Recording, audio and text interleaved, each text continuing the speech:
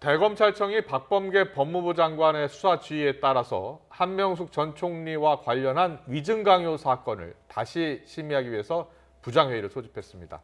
공정성을 담보하겠다면서 일선 고검장들도 회의에 참여시켰는데요.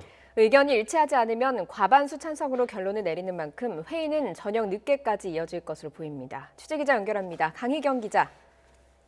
네, 대검찰청입니다. 네, 대검 부장회의 오전부터 계속 이어지고 있는데요. 어떤 절차가 지금 진행되고 있습니까? 네, 오전엔 주로 기록을 검토한 데 이어 오후부터는 사건 관계자들의 의견을 청취한 뒤 본격적인 토론에 들어갈 것으로 보입니다. 대검찰청은 오늘 오전 10시부터 소회실에서 한명숙 전 총리 위증 강요 사건을 다시 심의하기 위한 대검 부장회의를 6시간째 진행하고 있습니다. 조남관 총장 직무대행 주재로 대검 부장 7명과 전국 고검장 6명 등 모두 14명이 위증 의혹이 제기된 재소자 등의 기소 여부를 논의하는데요. 워낙 기록이 방대한 데다 종료 시각도 따로 정해지지 않아서 토론은 늦은 저녁까지 이어질 전망입니다. 대검 예규에 따라 대검 부장회의는 구성원의 제적 과반수 출석으로 열리고 의견 일치가 안 되면 과반수 찬성으로 의견이 결정되는데요. 회의를 주재하는 조남관 총장 대행과 사건에 관여해온 한동수 감찰부장이 표결에서 빠질지 논의를 거쳐 구성원 14명 또는 12명이 투표에 들어갈 것으로 보입니다.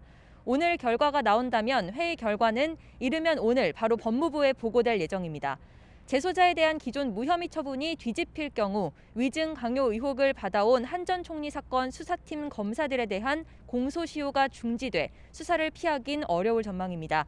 이번 회의 소집은 지난 17일 박범계 법무부 장관의 수사지휘권 행사에 따른 겁니다.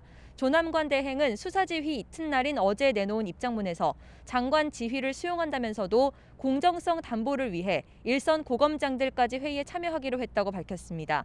대검 부장들이 추미애 전 장관 당시 보임돼 대부분 친여권 성향인 점을 고려한 것으로 풀이됩니다.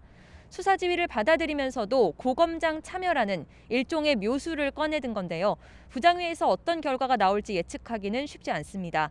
대검의 무혐의 결론에 대한 장관의 수사 지휘를 두고 검찰 내부 반발 조짐도 있어서 어떤 결과가 나오더라도 파장이 만만찮을 것으로 보입니다. 지금까지 대검찰청에서 YTN 강희경입니다.